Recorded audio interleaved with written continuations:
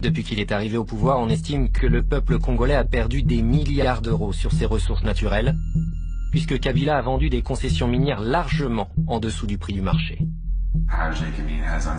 À plusieurs occasions, Gécamine a vendu des parts qu'elle possédait à un prix bien en dessous de la valeur du marché à des sociétés offshore qui les ont ensuite revendues à un prix bien plus élevé.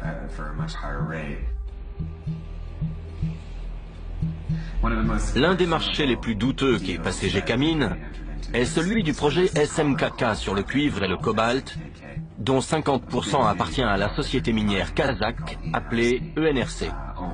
Les 50% restants appartiennent à Joseph Kabila. Tout d'un coup, Gécamine ne possédait plus les 50% restants. Ils ont été vendus à la société offshore Emerald Store Enterprises, basée sur les îles Vierges britanniques, pour la somme de 13 millions d'euros. Personne ne savait qui c'était ni d'où il venait. Quelques mois plus tard, ENRC a racheté la Emerald Star Enterprises, les 50% qui appartenaient autrefois à Gécamine, pour la somme de 66 millions d'euros. Ça n'a aucun sens. L'État a perdu plus de 50 millions d'euros. Il est évident que Gécamine savait que sa propriété valait bien plus de 13 millions. Alors, pourquoi est-ce qu'ils n'ont même pas bronché? L'élément commun entre tous ces marchés n'est autre qu'un seul homme, Dan Gertler, un ami du président congolais. C'est lui-même qui se revendique ami du président congolais. Les sociétés comme Glencore et ENRC font toujours appel à Dan Gertler. Tous les marchés passés avec Gertler fonctionnent de la même manière. Une société associée avec Gertler et basée sur les îles Vierges britanniques achète une concession minière à Gécamine pour environ 5% de sa valeur sur le marché.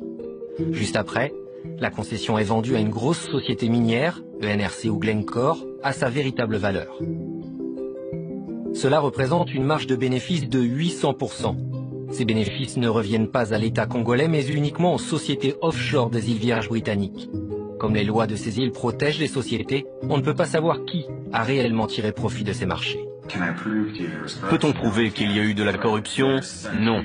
Mais il y a une telle différence entre ce que le gouvernement déclare avoir reçu, ce que la société affirme avoir payé au gouvernement, et ce que la société a vraiment payé.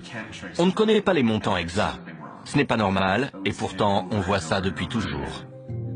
Le chiffre d'affaires annuel de la société ENRC basée à Londres s'élève à plus de 3 milliards d'euros. Celui de Glencore, également basé à Londres, s'élève à plus de 2 milliards d'euros. Dan Gertler fait désormais partie du classement des nouveaux milliardaires de moins de 40 ans. Combien est-ce que le Congo a véritablement perdu? Nous n'avons pas toutes les données. Mais en analysant simplement 5 marchés de ce type qui ont été passés, on estime que le Congo a perdu au moins 1,2 milliard d'euros, uniquement sur ces 5 marchés-là.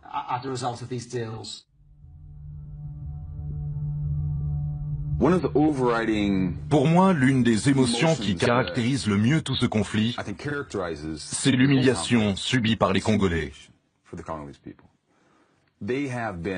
Ils ont été humiliés, bafoués par les étrangers, par leur propre gouvernement, et ils se sentent complètement impuissants.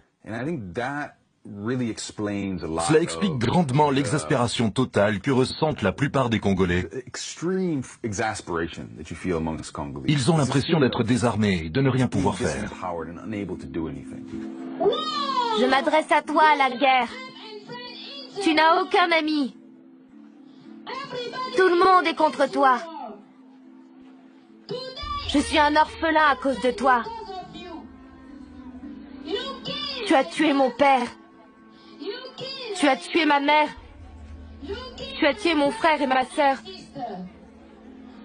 Je te déteste. Aujourd'hui, je suis un réfugié à cause de toi. Tu m'as chassé de ma maison. Tu l'as complètement brûlée. On a dû fuir à cause de tous les coups de feu. Ça fait 1 mois et demi qu'on est ici. On meurt tous de faim.